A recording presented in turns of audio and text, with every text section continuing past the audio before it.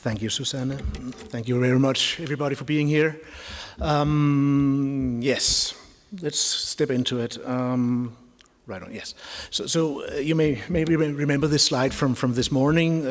Jens was talking about how we try to facilitate interoperability across domains and between domains. One could say that our goal is to build a data model that covers the entire public data. So we could maybe just skip that one. It goes on forever. Go away. Right. What we see is data in silos. I think that these silos has been mentioned a couple of times already. We could hope that we could build this overarching data model simply by modeling those silo data in each their model. But we see is that they're still enclosed into those domain bubbles. Nobody really understands the models that come out of each domain. So our effort is to put something in between so that the data will be understandable and can flow between the domains. We have seen that. Come on, yeah. What we need in order for this distributed modeling, we are not in the central office able to model all the data in all those different domains. We don't know anything about vehicle registration or anything about person registration. So we'll need the owners of the data to model their data.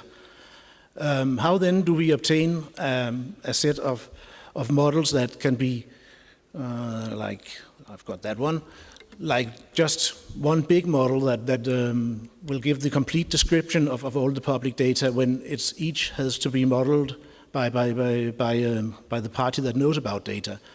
Well, we came up with what we need is a set of rules for modeling. And we've published those rules. I've even brought a small pamphlet which was just the summary, and I've been scorned because this is a paperless conference. But we also have the slightly bigger, complete set of rules translated into the English, and there are a few copies left if you still have room in your luggage. The modeling rules is not a handbook in how to model. It is a set of requirements for the models that each party will make to be put into the public use of modeling, so that we end up with models that are homogeneous in ways so that if you've done one model, you will understand the other models. In that way, you will end up with coherent data and a coherent data model. Another dimension of the model rules is that we want data that is coherent from the top of semantics, the legislation, and all the way down to the IT systems, down to the actual data definitions. We want to put a common thread through there's a set of models so that even when you just have a data instance, you're actually able to trace the origin of those data back into the legislation. And on the other hand, if you make a change in legislation, you should be able to foresee which changes in data description you would need. But the data model, the set of rules are actually concerned mainly with the logical modeling and concept modeling. We have three central principles in those rules. One is that you just model your own data. You don't model everybody else's data. So if you know about person registration, you model persons. If you need an address, you'll need to get into the model of addresses in order to reuse the model object describing an address. So that comes back to the second principle: share your model, share your model elements so that they could be reused. Just take a sip of water. Thank you.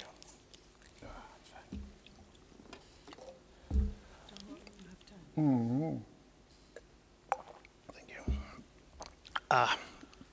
And in order for your model elements to be reusable, you should apply the common meta model so that any model element should be understandable by everybody anywhere. They have to carry their own modeling context with them. Each element should be self-describing, thus describing the data object, which is instances of the model element. Yep. There are a lot of rules. There are actually more than 50 rules. So we've taken this step-ladder approach to the validation of the models. With a very little effort, you could end up with a model which is maybe just a picture, an image of your diagram, still modeled as an UML model. In that way, you'll have a model that other parties could look at, could understand that you have some concepts here. Putting in some more effort, you will end up with a model that it can be read into another modeling tool, so that the elements could be reused directly from the published model into a new model. Do you really go all the way? You'll have full RDF description of your model elements so that they are carrying their own modeling context. They are fully independent, and you'll then end up with the coherence of the data set. To obtain this, that's another important point.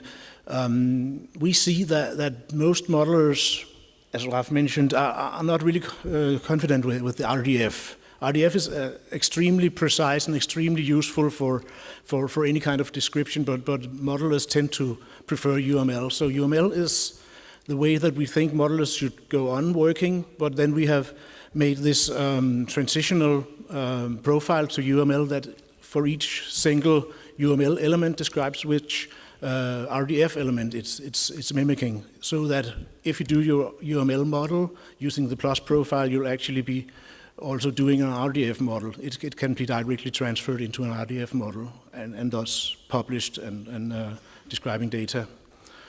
To make those modelers in the domains able to do this, we are working with a handful of modeling tools to provide to make them more RDF savvy, to make them more usable for implementing the model rules. We mainly are working with Enterprise Architect, but also have some work with Qualiware and Software AG. In the future, we're hoping to see Workbench being a tool that could be doing exactly this. One more. Yes. Other things we put in place. We have a URI schema that is a Danish profile of the 10 rules for persistent URIs. We put up a government namespace so that all the namespaces that we use for describing data and models is in the data.gov.dk. We are putting together a namespace lookup facilities so that when you encounter a namespace, you'll be able to look up who is using it, what's the intention of it. We put up a model catalog, again aiding the modelers that we are sort of forcing into reusing models. We should also give them ways to find the models that they should reuse. So this model catalog will have both the ISA² vocabularies, it'll have all the W3C vocabularies, it'll have any usable vocabulary, but in addition to this, it'll also have all the Danish domain models so that you can reuse and get inspired by all the models that are out there for you to reuse. Again, to ensure homogeneity, we put up Danish application profiles of the organization vocabulary and the SCOS vocabulary, so that when Danish organizations build tools, they should be homogeneous. To aid the modelers, we have repositories. We tie in a little bit with a classification service so that you can actually, instead of modeling the classifications within your modeling tool within a UML enumeration object, you put your classifications in a common store. So what would we need in the future?